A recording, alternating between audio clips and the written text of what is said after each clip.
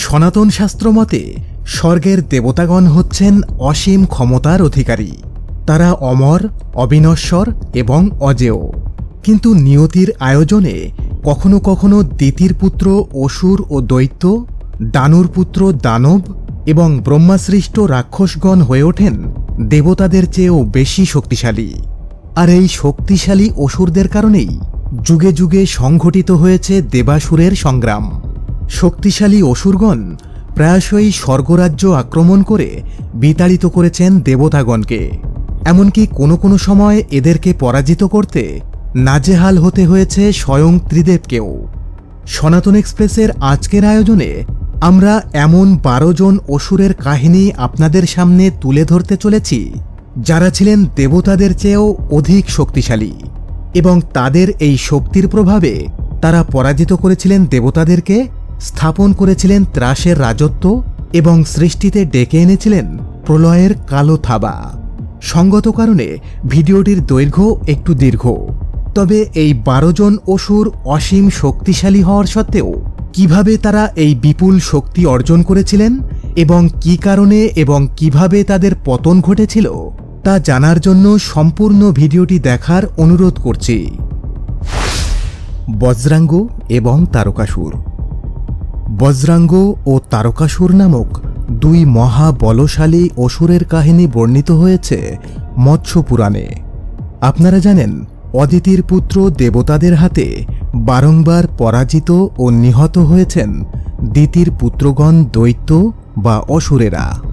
তাই একদা দিতি তার দুঃখ ভারাক্রান্ত মন নিয়ে স্বামী কশ্যপ মুনির সমীপে প্রার্থনা করেন, হে প্রভু, আমি এক মহাবীর্যবান পুত্রের জননী হতে চাই। সেই পুত্র যেন হয় অজেয় বীর এবং দেবতাদেরও অবদ্ধ, এবং আমার সেই পুত্র যেন আমার অন্যান্য সন্তানদের হত্যার প্রতিশোধ নিতে পারে। উত্তরে কশ্যপ মুনি তার স্ত্রী দিতিকে বললেন, হে প্রিয়তমা, তুমি 10 বৎসরকাল অরণ্যে নির্বাসিত অবস্থায় তপস্যা করো। তোমার সেই তপপ্রভাবে এক মহাবলশালী পুত্রের জন্ম হবে। সেই পুত্রের সকল অঙ্গ হবে বজ্রসারময়, তাই বজ্রাদি তথা কোনো অস্ত্রশস্ত্রের দ্বারাও সে বিনষ্ট হবে না। স্বামীর পরামর্শ মতো 10 বছর ধরে কঠিন তপস্যা করলেন দৈত্যমাতা দিতি। ফলে তার তপস্যার ফলস্বরূপ জন্ম হল বজ্রাঙ্গ নামক এক দুর্জেয় পুত্রের। বজ্রাঙ্গ প্রাপ্তবয়স্ক হলে দৈত্যমাতা দিতি তাকে আদেশ করলেন, হে পুত্র, স্বর্গের রাজা দেবরাজেন্দ্র আমার বহু সন্তানকে হত্যা করেছে, এবার তুমি তার প্রতিশোধ নাও। সুতরাং মাতৃ আদেশে বজ্রাঙ্গ চললেন দেবরাজেন্দ্রের সাথে যুদ্ধ করতে। স্বর্গভূমিতে এক তুমুল যুদ্ধ শুরু হল দেবতাগণ ও বজ্রাঙ্গের মধ্যে। কিন্তু দেবগণের নিক্ষেপিত সকল প্রকার অস্ত্রশস্ত্রই বজ্রাঙ্গের শক্তির কাছে খড়কুটোর মতো উড়ে গেল। অবশেষে দেবরাজেন্দ্র পরাজিত হলেন বজ্রাঙ্গের হাতে। যুদ্ধ শেষে পাশ দ্বারা দেবরাজকে বন্দী করে মাতা দিতির কাছে নিয়ে এলেন তিনি। তবে প্রপিতামহ ব্রহ্মা এবং পিতা কশ্যপের অনুরোধে শেষ পর্যন্ত ইন্দ্রদেবকে হত্যা না করে মুক্ত করে দিলেন তিনি। বিনিময়ে বজ্রাঙ্গ তার প্রপিতামহ ব্রহ্মার কাছ থেকে ধর্মে ও তপস্যায় মতি থাকার বর প্রার্থনা করে নেন। তাছাড়া ব্রহ্মাও তাকে উপহার স্বরূপ বজরঙ্গী বা বারাঙ্গী নামের এক অপরূপা সুন্দরী নারী সৃষ্টি করে বজ্রাঙ্গের স্ত্রী হিসেবে দান করলেন। এ ঘটনার পরে বজ্রাঙ্গ তার স্ত্রী বজরঙ্গীকে নিয়ে গহীন অরণ্যে তপস্যায় লীন হয়ে গেলেন। তবে দেবরাজেন্দ্র বজ্রাঙ্গ কর্তৃক পরাজিত ও অপমানিত হওয়াকে কোনোভাবেই মেনে নিতে পারেননি। তাই বজ্রাঙ্গের প্রতি অনিষ্ট করার অপকৌশলে লিপ্ত হলেন তিনি বানর, মেষ ও সাপের রূপ ধারণ করে বজ্রাঙ্গ ও তার স্ত্রীর তপস্যায় বিঘ্ন ঘটানোর চেষ্টা করলেন। শৃগালের রূপ ধারণ করে আশ্রমকে অপবিত্র করলেন। মুষলধারে বৃষ্টিপাতের আয়োজন করে আশ্রমকে জলে ভাসিয়ে দিলেন। এমনকি বজ্রপাত ঘটিয়েও তাদের তপস্যা বিঘ্নিত করার প্রচেষ্টা চালালেন। ইন্দ্রদেবের এহেন উৎপাতে অতিষ্ঠ হয়ে উঠলেন বজ্রাঙ্গ ও তার সহধর্মিণী। তাই এবার আবারও বজ্রাঙ্গ তপস্যার মাধ্যমে আহ্বান করলেন প্রপিতামহ ব্রহ্মাকে। ব্রহ্মার দর্শন পাওয়া মাত্র তিনি ইন্দ্রদেবের দুষ্কর্মের কথা বর্ণনা করলেন তাকে। সেই সাথে তিনি ব্রহ্মার কাছে প্রার্থনা করলেন, হে প্রপিতামহ, আমাকে এমন এক পুত্র দান করুন যে স্বর্গরাজ্যকে জয় করতে সক্ষম হবে। তাছাড়া সে যেন দীর্ঘকাল ধরে দেবতাদেরকে নানাভাবে উৎপীড়ন করে তাদের অহংকারের শাস্তি দিতেও সক্ষম হয়। প্রজাপতি ব্রহ্মাও ইন্দ্রদেবের অপকর্মের কথা শুনে অসন্তুষ্ট হলেন এবং বজ্রাঙ্গকে এক স্বর্গজয়ী পুত্রের বর দিয়ে অদৃশ্য হলেন। এর কিছুকাল পরে বজ্রাঙ্গের ঔরসে এবং বজরঙ্গীর গর্ভে জন্ম হল তারকাসুর নামক এক ভয়ঙ্কর অসুরের। তার জন্মের সাথে সাথে প্রকম্পিত হয়ে উঠল শশাগড়া পৃথিবী। প্রবল বেগে বায়ু বইতে লাগল এবং সমুদ্রের জল স্ফীত হয়ে উঠল। দৈত্যকুলে তখন মহানন্দের জোয়ার, আর দেবকুলের দেবতাদের মুখে দেখা দিল দুশ্চিন্তার বলিরেখা। ছোট বয়স থেকেই তারকাসুর শুরু করলেন প্রজাপতি ব্রহ্মার কঠোর তপস্যা। কখনো অনাহারে, কখনো অর্ধাহারে, কখনো গাছের পাতা বা জল খেয়ে এবং কখনো নিজের শরীরের মাংস অগ্নিতে আহুতি দিয়ে তপস্যা চালিয়ে যেতে লাগলেন তিনি। তার তপস্যার প্রভাবে উত্তপ্ত হয়ে উঠল সমগ্র ত্রিভুবন। অবশেষে তারকাসুরের তপস্যায় সন্তুষ্ট হয়ে তার সামনে প্রকট হলেন প্রজাপতি ব্রহ্মা। তিনি তারকাসুরকে বলে উঠলেন, হে তাত, তোমার এই কঠোর তপস্যায় আমি অত্যাধিক সন্তুষ্ট হয়েছি। এবার বলো, কি অভিপ্রায়ে তোমার এই নজিরবিহীন তপস্যা? তারকাসুর বলে উঠলেন, হে পদ্মজনী ব্রহ্মদেব, আপনি আমাকে এমন বর দিন যাতে কোনো প্রকার অস্ত্র বা মহাস্ত্রের আঘাতে অথবা কোনো প্রাণীর হাতে যেন আমার মৃত্যু না হয়। কিন্তু ব্রহ্মা বললেন, হে তাত, তোমার প্রার্থিত বর আমার সাধ্যাতীত, কারণ তাতে সৃষ্টির নিয়ম লঙ্ঘিত হবে। তুমি বরং অন্য কোনো বর চাও। ব্রহ্মার কথায় কিঞ্চিত চিন্তিত হলেন তারকাসুর। তারকাসুর চিন্তা করলেন, ভগবান শিব দক্ষযজ্ঞে দেবী সতীকে হারিয়ে মহাজাগতিক ধ্যানে মগ্ন হয়ে আছেন। অন্য কোনো নারীকে তিনি কখনোই তার মনে স্থান দেবেন না। সুতরাং সুদূরতম ভবিষ্যতেও তার কোনো সন্তান জন্ম নেবে না। তাই তারকাসুর তার কূটবুদ্ধি প্রয়োগ করে ব্রহ্মাকে বললেন, হে ব্রহ্মদেব, তাহলে আপনি আমাকে এই বর দিন যে একমাত্র ভগবান শিবের পুত্র ব্যতীত আমাকে কেউই বধ করতে পারবে না। ব্রহ্মা বললেন, তথাস্তু। দেবাদিদেব মহাদেবের পুত্র ব্যতীত কেউই তোমাকে বধ করতে পারবে না। এই বলে অন্তর্হিত হলেন পদ্মজনী ব্রহ্মা। এবার শুরু হল তারকাসুরের মহাতাণ্ডব। কারণ তাকে বধ করার মতো কারো জন্মই হয়নি এই সমগ্র ত্রিভুবনে। তাই জম্ভ, কুজম্ভ, মহিষ, কুঞ্জর, মেমস, কালা, নেমি, নিমি, মথন, জম্ভক, শুম্ভ প্রভৃতি দৈত্য রথী মহারথীদের নিয়ে স্বর্গরাজ্য আক্রমণ করে বসলেন তিনি। তাদের ভয়ানক সব সমরাস্ত্রের ঝনঝনানিতে আকাশ বাতাস প্রকম্পিত হয়ে উঠল চারিদিকে। পক্ষান্তরে দেবতারাও সাধ্যমতো চেষ্টা করলেন এই বিশাল অসুর বাহিনীকে নিরস্ত করতে। কিন্তু দেবতাদের সকল প্রচেষ্টা বিফল হল অসুরদের বিরুদ্ধে। এমনকি ব্রহ্মার বরের প্রভাবে স্বয়ং নারায়ণও দেবতাদের সাহায্যে এগিয়ে আসতে পারলেন না। ফলে শোচনীয় পরাজয় বরণ করতে হল দেবতাদেরকে। পরাজিত দেবতাগণ স্বর্গরাজ্য হারানোর পর ছন্নছাড়া অবস্থায় ঘুরে বেড়াতে লাগলেন ত্রিলোকের পথে প্রান্তরে। তাদের হারানো স্বর্গরাজ্য ফিরে পাওয়ার এখন একটাই উপায়, আর সেটি হচ্ছে ভগবান শিবের পুত্র। কিন্তু প্রথমত ভগবান শিব মহাজাগতিক ধ্যানে মগ্ন, দ্বিতীয়ত তিনি অন্য কোনো নারীর পানি গ্রহণ করবেন না। দেবতাদের এই মহাসংকটের মধ্যে সংবাদ এলো দেবী দক্ষায়নী সতী পর্বতরাজ হিমালয় ও মেনকার ঘরে পুনরায় জন্ম নিয়েছেন পার্বতী রূপে, এবং দেবী পার্বতীও দীর্ঘদিন যাবৎ ভগবান শিবকে পতিরূপে প্রাপ্ত করার জন্য ঘোর তপস্যা করছেন। অবশেষে দেবতাদের পরিকল্পনায় কামদেব মদনের সাহায্যে ধ্যানভঙ্গ করা হল শিবের। ধ্যানভঙ্গের পর শিব জানতে পারলেন তার প্রিয়তমা স্ত্রী দেবী সতী পুনরায় জন্ম নিয়েছেন এবং তাকে পতিরূপে প্রাপ্ত করার জন্য তিনি উদ্গ্রীব হয়ে আছেন। এভাবে পুনরায় মিলন ঘটল হর পার্বতী দম্পতির। আর তারকাসুরকে বধ করার উদ্দেশ্যে জন্ম নিলেন তাদের পুত্র কার্তিকেয়। অবশেষে রণভূমিতে দেখা হল শিবপুত্র কার্তিকেয় এবং দানবেন্দ্র তারকাসুরের। তাদের মধ্যে তুমুল যুদ্ধের পর দেবসেনাপতি কার্তিকেয়র হাতে নিহত হয়েছিলেন ভয়ঙ্কর অসুর তারকাসুর। মধু ও কৈটভ। মধু ও কৈটভ নামক দুই মহা শক্তিশালী অসুরের কাহিনী বর্ণিত হয়েছে মার্কণ্ডেয় পুরাণে। প্রলয়কালে সমগ্র বিশ্বব্রহ্মাণ্ড কারণ সমুদ্রে পরিণত হলে শ্রীবিষ্ণু তার অনন্ত নাগের উপরে শয়নরত অবস্থায় ছিলেন এবং তাকে নিদ্রিত রেখেছিলেন যোগনিদ্রারূপিণী মহামায়া। এ সময় শ্রীবিষ্ণুর নাভিপদ্ম থেকে জন্ম নিয়েছিলেন পদ্মজনী ব্রহ্মা।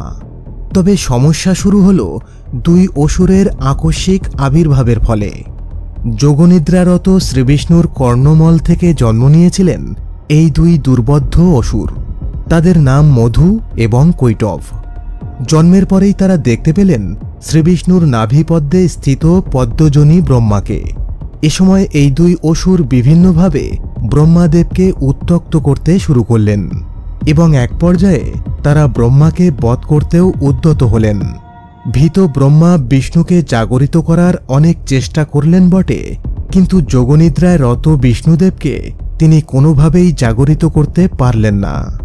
অবশেষে ব্রহ্মা শুরু করলেন যোগনিদ্রারূপিণী মহামায়ার স্তব। আর ব্রহ্মার সেই স্তবে সন্তুষ্ট হয়ে দেবী মহামায়া নিজেকে বিষ্ণুর শরীর থেকে প্রত্যাহার করে প্রকট হলেন তার সামনে।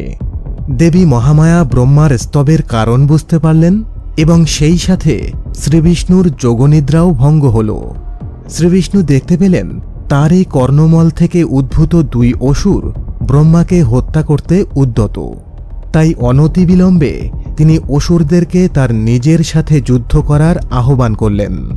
তবে স্বয়ং বিষ্ণুদেবের শরীর থেকে উদ্ভূত অসুরগণকে পরাজিত বা বধ করা স্বয়ং বিষ্ণুর পক্ষেও ছিল সাধ্যাতীত। প্রায় 5000 বছর ধরে ভগবান শ্রীবিষ্ণু যুদ্ধ করলেন এই দুই মহা শক্তিশালী অসুরের সাথে, কিন্তু কোনো পক্ষই কোনো পক্ষকে পরাজিত করতে পারলেন না। তবে স্বয়ং বিষ্ণুদেব তাদেরকে পরাজিত করতে না পারায় অহংকার মাথাচাড়া দিয়ে উঠল অসুরদ্বয়ের মধ্যে।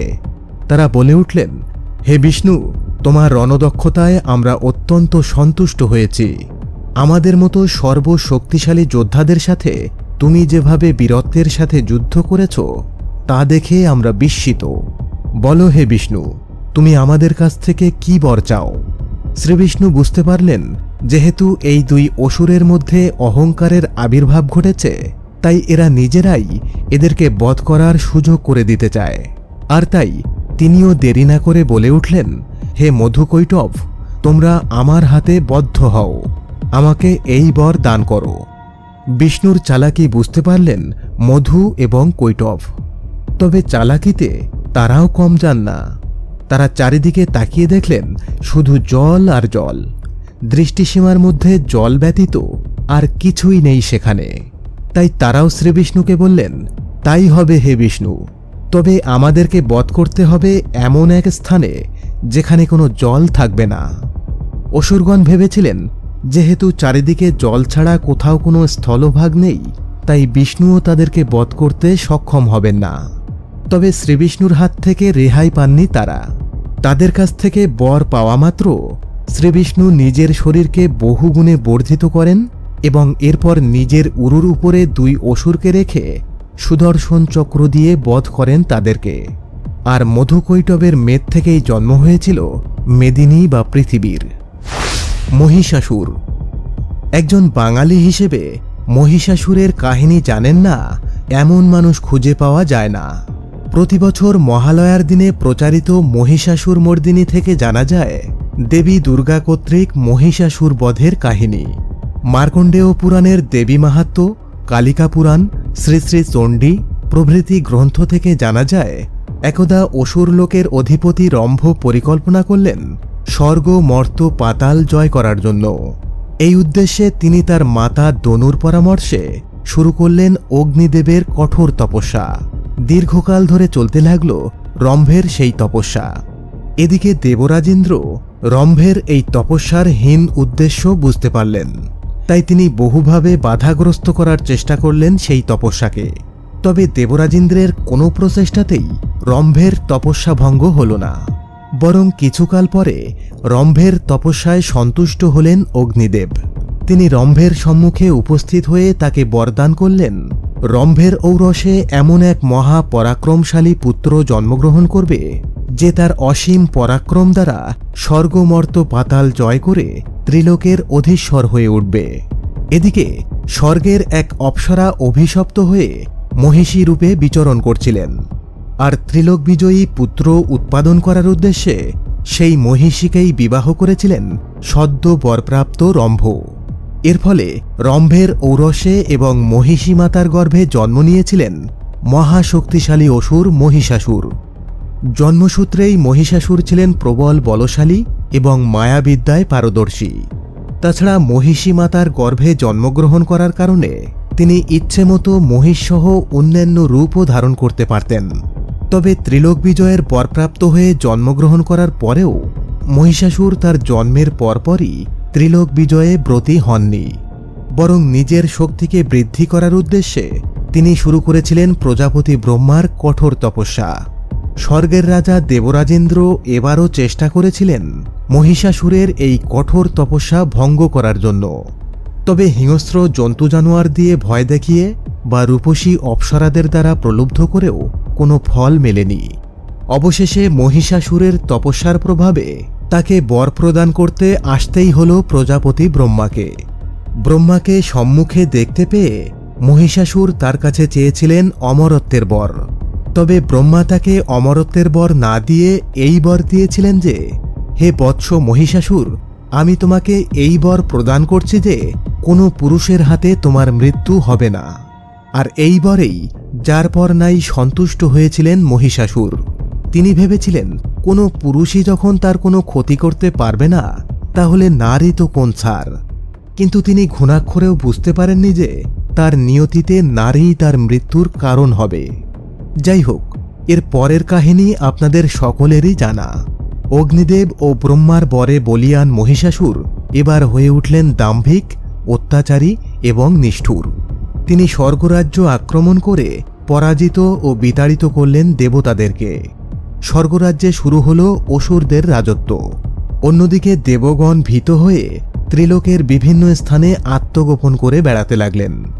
আর যেহেতু ব্রহ্মার বরে কোনো পুরুষ মহিষাসুরকে বধ করতে পারবেন না, সেহেতু ব্রহ্মা, বিষ্ণু ও মহেশ্বরের পক্ষেও সরাসরি যুদ্ধ করে তাকে পরাজিত বা বধ করা সম্ভব নয়।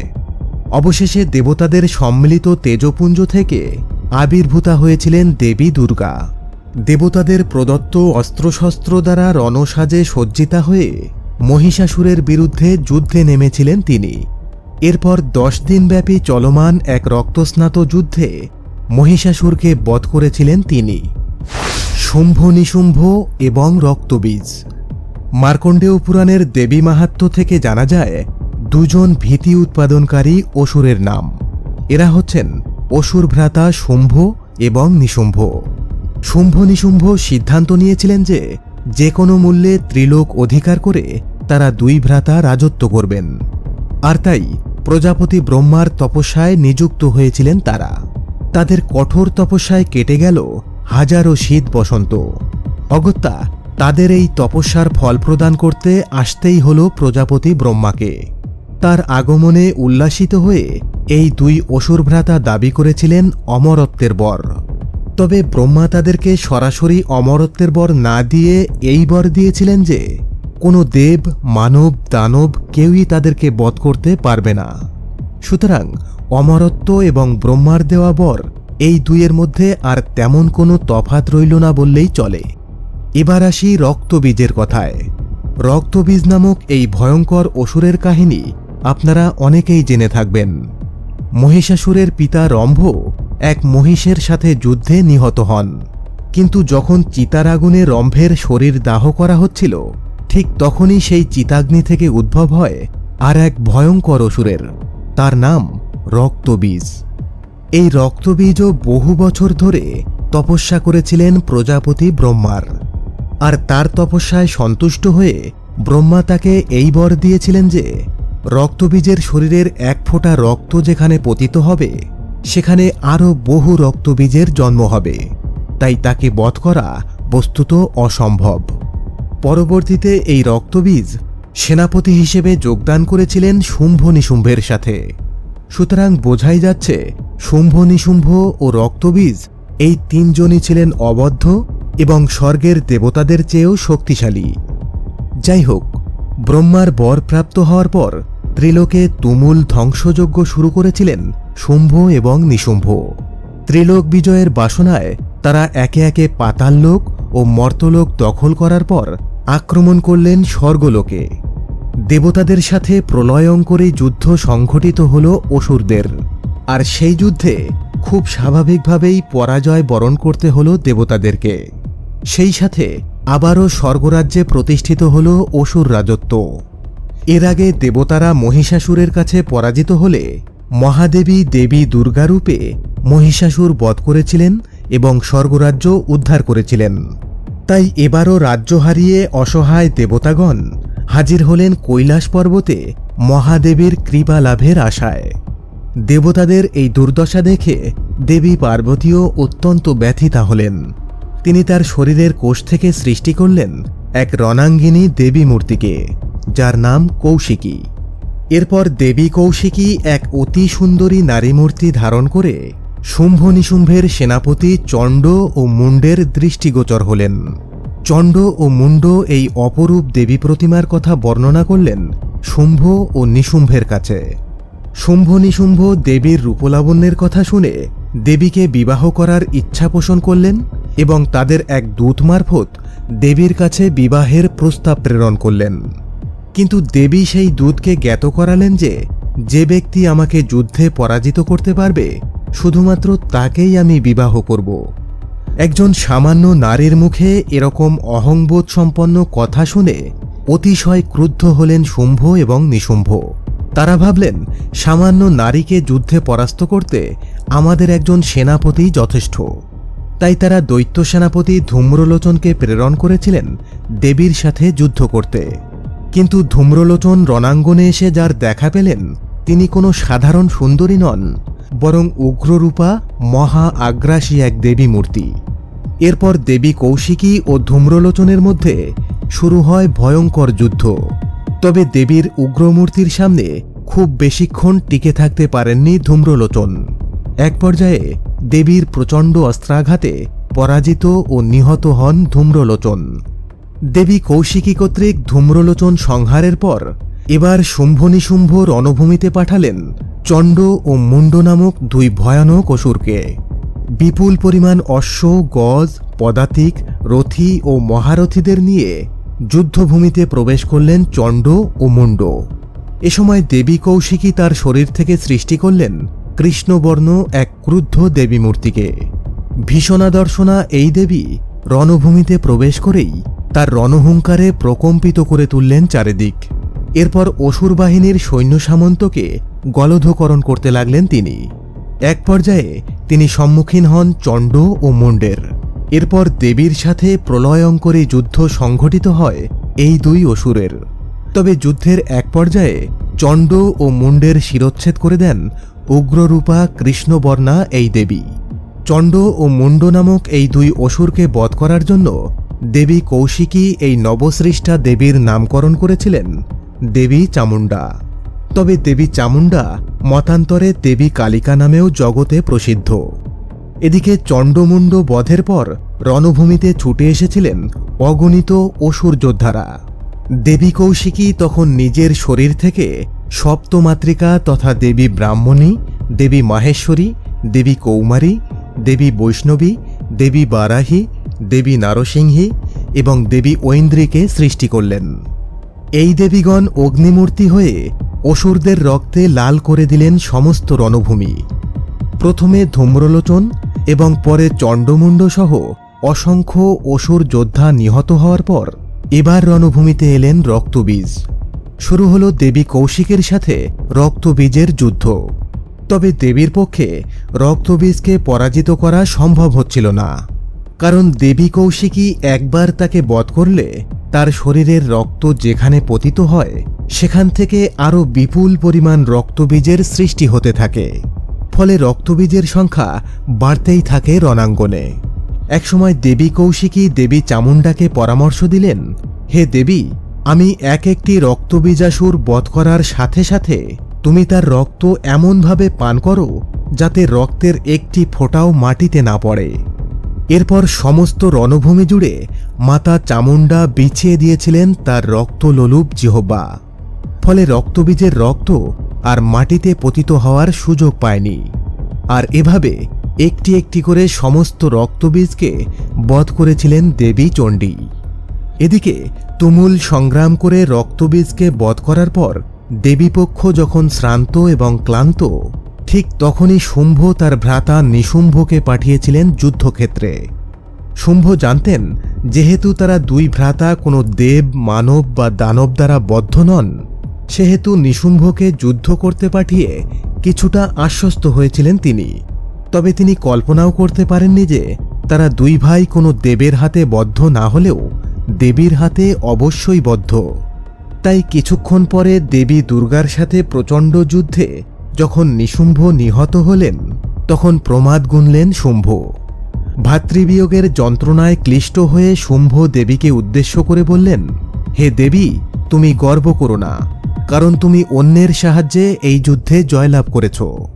একথা শুনে দেবী বলেছিলেন, এ জগতে একমাত্র আমিই তো আছি, আমা হইতে অপর দ্বিতীয় আর কে বা আছে? ওরে দুষ্ট, দেখ আমার বিভূতিসমূহ আমাতেই প্রবেশ করিতেছে। একথা বলার পর দেবীর সমস্ত সহচরী শক্তিরা একে একে সবাই দেবীর দেহে প্রবেশ করলেন। এরপর শুরু হল শুম্ভের সাথে দেবী কৌশিকীর ভয়ানক যুদ্ধ, এবং যুদ্ধান্তে অসুর শুম্ভকে শূলে গ্রথিত করে বধ করেন দেবী মহামায়া। আর সমস্ত অসুরদের বধ করার মাধ্যমে স্বর্গরাজ্যে আবারও অধিকার প্রতিষ্ঠিত হল দেবতাদের। বৃত্রাসুর বা বৃত্তাসুর অসুরদের মধ্যে যারা দেবতাদের চেয়েও শক্তিশালী হয়ে উঠেছিলেন, তাদের মধ্যে অন্যতম হচ্ছেন বৃত্রাসুর। তবে এই অসুর কোনো স্বাভাবিক প্রক্রিয়ায় জন্মগ্রহণ করেননি। কোনো এক সময় দেবরাজেন্দ্রের প্রতি প্রচণ্ড অসন্তুষ্ট হয়েছিলেন দেবশিল্পী বিশ্বকর্মা বা মতান্তরে ত্বষ্টা। এর ফলে এক মহাযজ্ঞের আয়োজন করে সেই যজ্ঞের হোমাগ্নি থেকে তিনি সৃষ্টি করেছিলেন বৃত্রাসুর নামক এক অতি পরাক্রমশালী অসুরের। জন্মের পর বৃত্রাসুর বুঝতে পেরেছিলেন দেবরাজেন্দ্রকে পরাজিত করাই তার জীবনের মুখ্য উদ্দেশ্য। তবে সেই উদ্দেশ্য সফল করতে হলে বিপুল শক্তি অর্জন করতে হবে তাকে। সুতরাং তিনি তার আরাধ্য হিসেবে বেছে নিলেন দেবাদিদেব মহাদেবকে, এবং এরপর 1000 বছর ধরে মহাদেবের কঠোর তপস্যায় লীন হয়ে রইলেন তিনি। অবশেষে তার তপস্যায় সন্তুষ্ট হয়েছিলেন শিব। তিনি বৃত্রাসুরের সম্মুখে উপস্থিত হয়ে তার কাছে জানতে চাইলেন, হে বৃত্রাসুর, কি বর চাও তুমি? বরাবরের মতো বৃত্রাসুর মহাদেবের কাছে চেয়েছিলেন অমরত্বের বর, কিন্তু ভগবান শিব তাকে সরাসরি অমরত্বের বর প্রদান করেননি। বরং তিনি তাকে বর দিয়েছিলেন, হে বৃত্রাসুর, আমি তোমাকে এই বর প্রদান করছি যে কোনো ধাতু অথবা কাঠের দ্বারা নির্মিত অস্ত্রশস্ত্রে তোমার মৃত্যু হবে না। মহাদেব কর্তৃক প্রদত্ত এই বর বৃত্রাসুরের জন্য ছিল অমরত্বেরই সমান, কারণ দেবতা, দানব, মানব সকলেরই অস্ত্র ধাতু অথবা কাষ্ঠ দ্বারা নির্মিত হয়। তো মহাদেবের কাছ থেকে বরপ্রাপ্তির পর ত্রিভুবন দেখতে পেল বৃত্রাসুরের আসল চেহারা। তার অমানবিক ও নিষ্ঠুর অত্যাচারে প্রকম্পিত হল ত্রিলোক। স্বর্গ, মর্ত ও পাতালে ত্রাহি ত্রাহি রব উঠল চারিদিক থেকে। এরপর এক পর্যায়ে এই মহাপরাক্রমশালী বৃত্রাসুর আক্রমণ করে বসলেন স্বর্গরাজ্যেও।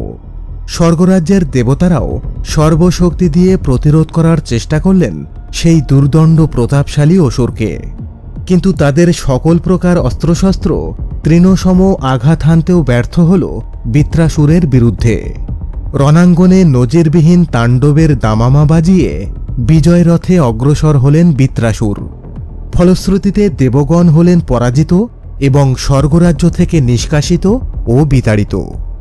স্বর্গরাজ্যে দেবশাসনের অবসান ঘটলে দেবতারা বিভিন্ন ছদ্মবেশে আত্মগোপন করলেন ত্রিলোকের বিভিন্ন প্রান্তে, আর স্বর্গলোকে প্রতিষ্ঠিত হল অসুরদের রাজত্ব। এভাবে বহুকাল কেটে যাওয়ার পর দেবগণ নিরুপায় হয়ে দেবাদিদেব মহাদেবের শরণাপন্ন হলেন। রাজ্যহারা এবং স্বর্গহারা দেবতাদের আকুতিভরা স্তব শুনে চোখ খুললেন সমাধিমগ্ন শিব। দেবতারা আকুল হয়ে তাকে জানালেন তাদের দুর্দশার কথা, বৃত্রাসুরের দুর্বৃত্তায়নের কথা। তারা মহাদেবের কাছে প্রার্থনা করলেন, হে দেবাদিদেব, অনুগ্রহ করে এই মহাবলশালী অসুরকে বধ করুন, স্বর্গরাজ্য পুনরুদ্ধার করুন এবং সৃষ্টির স্বাভাবিক ছন্দ ফিরিয়ে আনুন। দেবাদিদেব মহাদেব বললেন, হে স্বর্গের দেবতাগণ, বৃত্রাসুর আমার তপস্যা করেই এই বিপুল শক্তির অধিকারী হয়েছে এবং আমার দেওয়া বরেই বলিয়ান হয়ে আজ এই অনাসৃষ্টি শুরু করেছে। কিন্তু আমি নিজেই যেহেতু তাকে জীবন রক্ষার বরদান দিয়েছি, তাই আমার পক্ষে তাকে বধ করা বা তার বিনাশের পথ দেখানো একেবারেই অনুচিত হবে। সুতরাং আপনাদের উচিত হবে শ্রী নারায়ণের কাছ থেকে এই সংকট থেকে উত্তরণের উপায় জিজ্ঞাসা করা। তার অনুগ্রহেই আপনাদের অভীষ্ট পূর্ণ হবে। ব্যথিত দেবতারা এবার শরণ নিলেন বিশ্ব সংসারের প্রতিপালক ভগবান শ্রীহরি বিষ্ণুর। ভগবান বিষ্ণু তখন দেবতাদেরকে আশ্বাস দিয়ে বললেন, হে দেবগণ, আপনারা ইতিমধ্যেই উপলব্ধি করেছেন যে আপনাদের অধিকৃত বর্তমান অস্ত্রশস্ত্র দ্বারা বৃত্রাসুরকে পরাজিত বা বধ করা অসম্ভব। কিন্তু তাই বলে সৃষ্টির বিনাশ সাধনকারী এবং পাপগ্রস্ত কোনো অসুরই অবদ্ধ নয়। আপনারা পৃথিবীলোকে ধ্যানরত মহর্ষি দধিচির নিকট গমন করুন। তিনি পরোপকারী, জ্ঞানী এবং ত্যাগী, এবং একমাত্র তিনি আপনাদের এই সংকট থেকে উত্তরণ করতে পারেন। আপনারা যদি তার অস্থি দিয়ে বজ্রাস্ত্র নির্মাণ করতে পারেন, তাহলে সেই প্রচণ্ড শব্দকারী বজ্র দ্বারা আঘাত করলে পরাজিত ও নিহত হবে বৃত্রাসুর। শ্রীনারায়ণের পরামর্শে এবার যেন আশার আলো দেখতে পেলেন দুর্দশাগ্রস্ত দেবতাগণ। তবে দধিচি মুনির অস্থি দিয়ে বজ্র নির্মাণ করতে হলে আগে তাকে প্রাণত্যাগ করতে হবে। দধিচি কেনই বা তাদের জন্য প্রাণত্যাগ করবেন এবং তারাও বা কিভাবে মুনিকে প্রাণত্যাগ করার আবদার করতে পারেন? এরকম নানাবিধ সংকোচ নিয়ে দেবতাগণ হাজির হলেন মহর্ষি দধিচির পর্ণকুটিরে। এরপর সসংকোচে মহর্ষি দধিচির কাছে খুলে বললেন বৃত্রাসুরের তাণ্ডব এবং তাদের দুরবস্থার কথা, এবং বৃত্রাসুরকে বধ করতে যে অস্থি নির্মিত বজ্রের প্রয়োজন সেটিও দধিচির কাছে প্রকাশ করলেন দেবতাগণ। তবে দেবতাদের কথা শুনে দধিচি বিন্দুমাত্র বিচলিত হলেন না। তবে তার অস্থি দিয়ে নির্মিত অস্ত্র দিয়ে মহাবিশ্বের কল্যাণ সাধন হবে জেনে আনন্দ প্রকাশ করলেন তিনি দেবতাদেরকে উদ্দেশ্য করে বলে উঠলেন, হে দেবগণ, আপনাদের সংকোচ অবাঞ্ছিত নয়, কিন্তু আমার এই নশ্বর দেহ তো একদিন নষ্ট হবেই। আমার সামান্য নশ্বর দেহের এই অস্থি দিয়ে যদি সৃষ্টির স্বাভাবিক ছন্দ ফিরে আসে, অত্যাচারী অসুরদের বিনাশ ঘটে, তাহলে এর চেয়ে সৌভাগ্য আর কি বা হতে পারে? এ কথা বলে মহর্ষি দধিচি যোগ বলে তার নশ্বর দেহ ত্যাগ করে স্বর্গলোকের উদ্দেশ্যে যাত্রা শুরু করলেন। তার মৃত্যুর পর তার অস্থি দিয়ে নির্মাণ করা হল এক মহা শক্তিশালী বজ্রাস্ত্র। এরপর দেবতাগণ আবারও অস্ত্রশস্ত্রে সজ্জিত হয়ে যুদ্ধে আহ্বান করলেন বৃত্রাসুর এবং তার বিশাল অসুর বাহিনীকে। দেবতা ও অসুরদের এই যুদ্ধ চলল বহুকাল যাবৎ। মায়াবী বৃত্রাসুর তার সমস্ত মায়াবী শক্তি এবং বিপুল পরাক্রম নিয়ে ঝাঁপিয়ে পড়লেন যুদ্ধের ময়দানে। তবে দধিচি মুনির অস্থি দ্বারা নির্মিত সেই প্রচণ্ড ক্ষমতাসম্পন্ন বজ্রের আঘাতে দেবতারা পরাজিত ও নিহত করলেন বৃত্রাসুরকে। সৃষ্টি ফিরে পেল তার স্বাভাবিক ছন্দ এবং অত্যাচারের নরককুম্ভ থেকে মুক্ত হল সমগ্র ত্রিভুবন। জলন্ধর বা শঙ্খচূড়। বিভিন্ন পুরাণে জলন্ধর বা শঙ্খচূড় এবং বৃন্দা বা তুলসী দেবীর বেশ কিছু কাহিনী বর্ণিত রয়েছে। তবে জলন্ধর অসুরের প্রচলিত কাহিনীটি এখানে আপনাদের জন্য উপস্থাপন করা হলো। তো একদা দেবরাজেন্দ্র দেবাদিদেব মহাদেবের সাথে সাক্ষাতের উদ্দেশ্যে কৈলাসে যাত্রা করেছিলেন, কিন্তু পথিমধ্যে তিনি দেখতে পেলেন একজন পাগল সন্ন্যাসী তথা অবধূত পথ আটকে শুয়ে আছেন। অহংকারী দেবরাজেন্দ্র তাকে গর্বের সাথে পথ ছেড়ে দিতে আদেশ করলেন, কিন্তু অবধূত দেবরাজেন্দ্রের কোনো কথাই কানে তুললেন না। বরং ইন্দ্রদেবের আদেশ দিব্যি অগ্রাহ্য করে আগের মতোই পথ আটকে শুয়ে রইলেন তিনি। এর ফলে ক্রোধের উদ্রেক ঘটল দেবরাজ ইন্দ্রের। তিনি তৎক্ষণাৎ তার বজ্রাস্ত্রকে আহ্বান করে বজ্রাঘাত করে বসলেন সেই অবধূতকে। আর ঠিক সেই সময় সেই অবধূত রূপান্তরিত হলেন দেবাদিদেব মহাদেবে। দেবরাজের ধৃষ্টতায় এবং প্রচণ্ড বজ্রাঘাতে তুমুল ক্রুদ্ধ হলেন ভগবান শিব। তিনি তার তৃতীয় নয়ন উন্মীলন করে সেই নেত্রের অগ্নি নিক্ষেপ করলেন দেবরাজ ইন্দ্রের দিকে। এ সময় দেবগুরু বৃহস্পতি ছুটে এসে মহাদেবের কাছে আকুতি জানালেন এবং ইন্দ্রদেবের প্রাণ ভিক্ষা চাইলেন। গুরু বৃহস্পতির আকুতিতে সে যাত্রায় বেঁচে যান ইন্দ্রদেব। তবে মহাদেবের নেত্র থেকে উদ্ভূত সেই ক্রোধাগ্নি দিক পরিবর্তন করে পতিত হল সমুদ্রের বুকে। ফলে মহাদেবের সেই ক্রোধ থেকে জন্ম নিল এক অদ্ভুত শিশু। শিশুটি সৃষ্টি হওয়ার পরে এতটাই করুণভাবে রোদন করছিল যে প্রজাপতি ব্রহ্মা সেই শিশুটির কাছে যেতে বাধ্য হলেন। তিনি শিশুটিকে কোলে তুলে নিলেন এবং তার নামকরণ করলেন জলন্ধর। তাছাড়া তিনি শিশুটিকে বর দিয়েছিলেন যে বালকটি তার পরিণত বয়সে প্রচণ্ড বলশালী হবে এবং ভগবান শিব ব্যতীত আর কেউই তাকে বধ করতে পারবেন না। এরপর সমুদ্রদেব শিশুটিকে নিজের পুত্র হিসেবে লালন পালন করতে শুরু করলেন। ভগবান শিবের ক্রোধাগ্নি থেকে জন্ম হওয়ার কারণে শিশুটি ছিল প্রবল পরাক্রমশালী এবং তেজস্বী। তো জলন্ধর যখন শৈশব পার করে যৌবনে পা দিলেন, তখন অসুরগুরু শুক্রাচার্যকে তিনি বসিয়েছিলেন নিজের গুরুর আসনে। আর অসুরগুরু শুক্রাচার্যও দেবতাদের দীর্ঘদিনের ছলনার প্রতিশোধ নিতে তৈরি করা শুরু করেছিলেন জলন্ধরকে। জলন্ধরের শুধু একটাই দুর্বলতা ছিল যে তিনি শুধুমাত্র মহাদেবের হাতে বধিত হবেন। তাই সেই দুর্বলতাকে চিরতরে মিটিয়ে দিতে শুক্রাচার্য জলন্ধরের বিবাহ দিয়েছিলেন অসুর কালনেমির কন্যা বৃন্দার সাথে। কারণ বৃন্দাদেবী বরপ্রাপ্ত ছিলেন যে যতদিন পর্যন্ত বৃন্দার সতীত্ব অটুট থাকবে ততদিন পর্যন্ত তার স্বামীকে কেউই বধ করতে পারবে না। ফলে জলন্ধরকে সংহার করার ক্ষমতা আর কারোরই রইল না। এবার গুরু শুক্রাচার্যের আদেশে জলন্ধর আক্রমণ করলেন দেবতাদেরকে। প্রলয়ঙ্করী সেই যুদ্ধে দেবতাদের নিক্ষেপিত সকল প্রকার অস্ত্রশস্ত্র ব্যর্থ করে বিজয় রথে অগ্রসর হলেন জলন্ধর। দেবতাগণ আবারও হলেন স্বর্গ থেকে বিতাড়িত, নিষ্কাশিত। অসহায় এই দেবতাগণ জানতেন একমাত্র মহাদেব শিবই জলন্ধরকে সংহার করতে সক্ষম।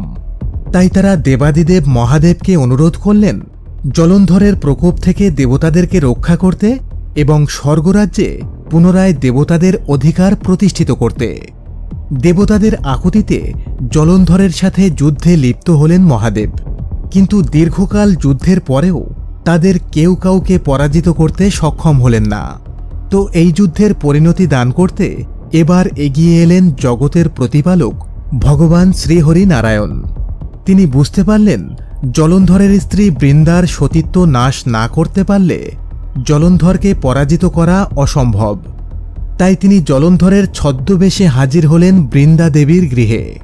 বৃন্দাও ভেবেছিলেন তার পতি হয়তো যুদ্ধ জয় করে গৃহে ফিরে এসেছেন, আর এই সুযোগকে কাজে লাগিয়ে বৃন্দার সাথে বৈবাহিক সম্পর্ক স্থাপন করলেন ভগবান বিষ্ণু। ফলে বিনষ্ট হল বৃন্দার সতীত্ব এবং পতিব্রত। আর এই ঘটনার সাথে সাথে মহাদেবের নিক্ষেপিত ত্রিশূল দ্বারা বধিত হয়েছিলেন জলন্ধর। সুতরাং বুঝতেই পারছেন জলন্ধর এতটাই শক্তিশালী ছিলেন যে তাকে বধ করার জন্য স্বয়ং জগতের প্রতিপালককে সতীত্ব হরণের কলঙ্ক মাথা পেতে নিতে হয়েছিল। দশানন রাবণ। সনাতন হিন্দু ধর্মাবলম্বীদের অন্তরে চিরকালীনভাবে গ্রথিত নামটি হচ্ছে শ্রীরামচন্দ্র। আর ভগবান শ্রীরামচন্দ্রের নামের সাথে যে খল নামটি সার্বক্ষণিক উচ্চারিত হয় সেটি হচ্ছে রাবণ। এই লঙ্কাধিপতি রাবণ ছিলেন দেবতাদের চেয়েও শক্তিশালী অসুর, দানব বা রাক্ষসদের মধ্যে অন্যতম একজন। রাক্ষস সুমালির কন্যা রাক্ষসী কৈকেশী ও ঋষি বিশ্বশ্রবার সন্তান হওয়ার কারণে রাবণ ছিলেন অর্ধ রাক্ষস এবং অর্ধ ব্রাহ্মণ। তবে তিনি জন্মগতভাবে প্রাপ্ত হয়েছিলেন যুদ্ধংদেহী রাক্ষস কুলের স্বভাব। পাতাললোকে বসবাসরত অবস্থায় তিনি জানতে পারেন তারই বিমাতা দেববর্ণিনীর পুত্র কুবের বিপুল ঐশ্বর্য ও আরাম আয়েশ নিয়ে লঙ্কাপুরীতে বসবাস করছেন। তাই উচ্চাভিলাষী রাবণ সংকল্প করলেন তিনিও বিপুল ঐশ্বর্য, বিত্ত, সম্মান, রাজত্ব এবং পরাক্রম ভোগ করবেন। এই উদ্দেশ্যে তিনি 11,000 বছর ধরে তপস্যা করলেন প্রজাপতি ব্রহ্মার। তার তপস্যার প্রভাবে উত্তপ্ত হয়ে উঠল ত্রিলোক, স্ফীত হয়ে উঠল সমুদ্রপৃষ্ঠ, প্রকম্পিত হয়ে উঠল দিকবিদিক। তার এমন কঠোর তপস্যায় সন্তুষ্ট হলেন পদ্মজনী ব্রহ্মা। তিনি রাবণের সামনে প্রকট হয়ে বললেন, হে দশানন, তোমার তপস্যায় আমি সন্তুষ্ট হয়েছি। বলো বৎস, কি বর চাও তুমি? অন্যান্য অসুরদের মতো বুদ্ধিমান রাবণও ব্রহ্মার কাছে দাবি করেছিলেন অমরত্বের বর, কিন্তু ব্রহ্মা জানিয়েছিলেন জন্ম মৃত্যুর চিরায়ত নিয়মের উল্লঙ্ঘন করে আমি তোমার এই চাওয়া পূর্ণ করতে পারব না। ব্রহ্মার এই কথায় মনক্ষুণ্ণ হয়েছিলেন রাবণ। তবে বুদ্ধিমান রাবণ পুনরায় বর প্রার্থনা করেছিলেন যে কোনো দেবতা, দানব, অসুর, কিন্নর, গন্ধর্ব বা যক্ষ যেন তাকে বধ না করতে পারে। রাবণের চাওয়া এই দ্বিতীয় প্রার্থনাটি মঞ্জুর করেছিলেন প্রজাপতি ব্রহ্মা। তবে বর চাওয়ার সময় রাবণ অহংকারের বশে মানব ও বানর এই দুইটি শ্রেণীর কথা উল্লেখ করেননি, কারণ তিনি ভেবেছিলেন যেখানে কোনো দেবতা, দানব, অসুর, কিন্নর, গন্ধর্ব বা যক্ষ আমাকে পরাজিত বা বধ করতে পারবে না, সেখানে মানব বা বানর তো কোন ছাড়। আর এই কারণেই বানররাজ বালির হাতে তাকে একবার পরাজিত ও বন্দী হতে হয়েছিল। যাই হোক, ব্রহ্মার কাছ থেকে এই বিরাট বরদান পাওয়ার পর অহংকারী রাবণ এবার হয়ে উঠলেন অত্যাচারী, নিষ্ঠুর এবং নির্ভীক। সর্বপ্রথমে তিনি লঙ্কারাজ্য থেকে বিতাড়িত করলেন তার বিমাতা দেববর্ণিনী এবং বৈমাত্রেয় ভ্রাতা কুবেরকে। সেই সাথে কুবেরের অধিকৃত পুষ্পক বিমানটিও ছিনিয়ে নিয়েছিলেন তিনি। এরপর একের পর এক যুদ্ধ এবং যুদ্ধ বিজয়ের উল্লাসে মশগুল হয়ে উঠেছিলেন রাবণ। নারীদের প্রতিও ন্যূনতম সম্মান ছিল না তার। বেদবতীকে অপমান করা কিংবা অপ্সরা রম্ভার সাথে বলপূর্বক শারীরিক সম্পর্ক স্থাপন করা রাবণের সেই হীন মানসিকতারই প্রমাণ।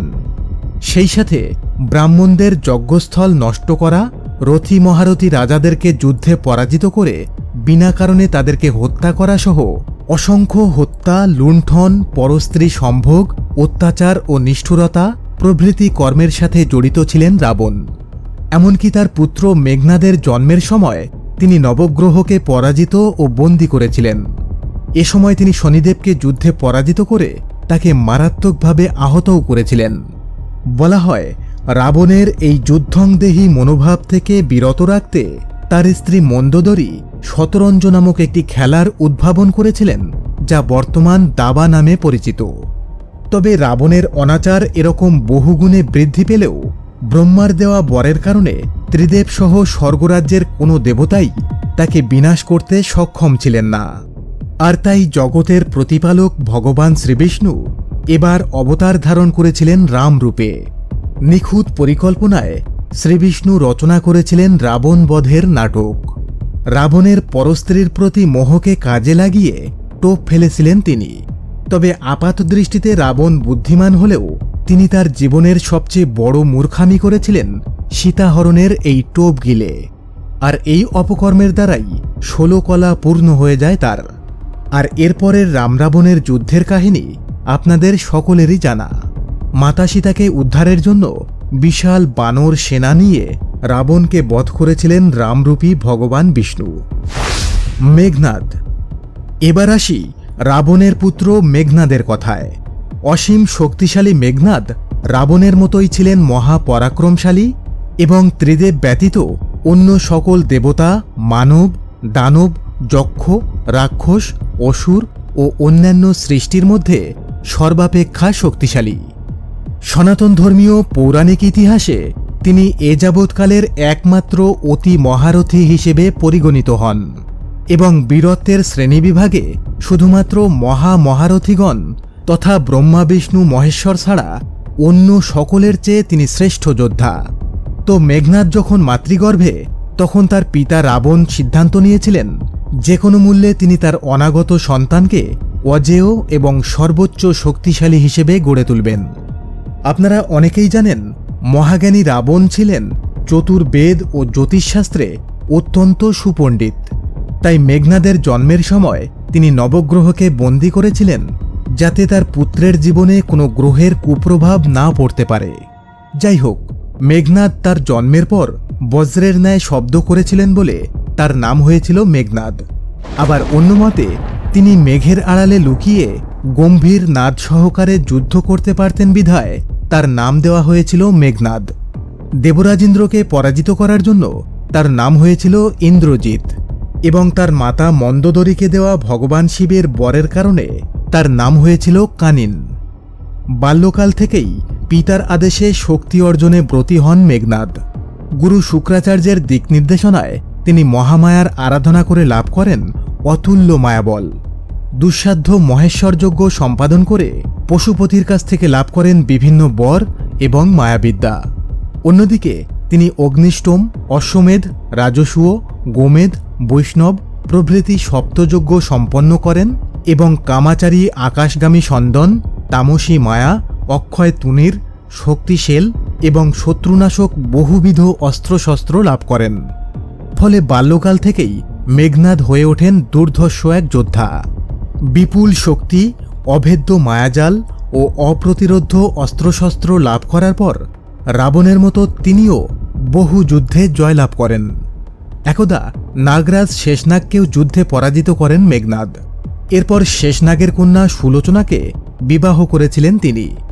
মূলত এই অপমানের বদলা নিতেই নাগরাজ শেষনাগ লক্ষণরূপে জন্মগ্রহণ করেছিলেন। তো একদা দিগ্বিজয় করার সময় পুত্র মেঘনাদকে নিয়ে স্বর্গরাজ্য আক্রমণ করেন রাবণ। এ সময় দেবরাজ ইন্দ্রের পুত্র জয়ন্তকে অস্ত্রাঘাতে সংজ্ঞাহীন করে দেন মেঘনাদ। এর ফলে ক্রুদ্ধ ইন্দ্রদেব বজ্রাস্ত্র নিক্ষেপ করে ভূপাতিত করে দেন দশানন রাবণকে। এ সময় মেঘনাদ তার মায়াবিদ্যা প্রয়োগ করে নিজে অদৃশ্য থেকে ইন্দ্রদেবকে মায়াজালে আচ্ছন্ন করেন এবং ষড়জালে বন্দী করে ফেলেন। এরপর বন্দী ইন্দ্রদেবকে লঙ্কায় নিয়ে ফিরে আসেন রাবণ এবং মেঘনাদ। এর কিছুকাল পরে স্বয়ং প্রজাপতি ব্রহ্মা লঙ্কায় আসেন ইন্দ্রদেবের মুক্তির দাবি নিয়ে। মেঘনাদ ইন্দ্রদেবের মুক্তির বিনিময়ে ব্রহ্মার কাছে প্রার্থনা করেন অমরত্বের বর, কিন্তু ব্রহ্মা তাকে সরাসরি অমরত্বের বর না দিয়ে এই বর দিয়েছিলেন যে মেঘনাদ যদি যুদ্ধের আগে নিকুম্ভিলা নামক যজ্ঞাগারে মাতা প্রত্যঙ্গিরার পূজা করেন, তাহলে যজ্ঞাগ্নি থেকে এক দিব্য রথ আবির্ভূত হবে এবং এই রথে উপবেশন করে মেঘনাদ যুদ্ধে গেলে তাকে পরাজিত করার ক্ষমতা কারও থাকবে না। এ সময় ব্রহ্মা আরও বলেন, মেঘনাদকে শুধু সেই শৌর্যশালী মানব বধ করতে পারবেন যিনি 14 বছর যাবৎ নিদ্রাহীন থাকবেন এবং 14 বৎসর যাবৎ নারী সঙ্গ থেকে বিরত থাকবেন। বনবাসের সময় নিদ্রাদেবীর কৃপায় লক্ষণ 14 বৎসর যাবৎ নিদ্রা যাননি এবং তার পত্নী উর্মিলা অযোধ্যায় অবস্থান করার কারণে তিনি এ সময়টাতে কোনো নারী সঙ্গও করেননি। এ কারণেই পরবর্তীতে লক্ষণ মেঘনাদকে বধ করতে সক্ষম হয়েছিলেন। কেমন লাগলো আমাদের আজকের আয়োজন? ভালো লাগলে লাইক করুন, কমেন্ট করুন, শেয়ার করুন এবং অবশ্যই এই চ্যানেলটি সাবস্ক্রাইব করুন।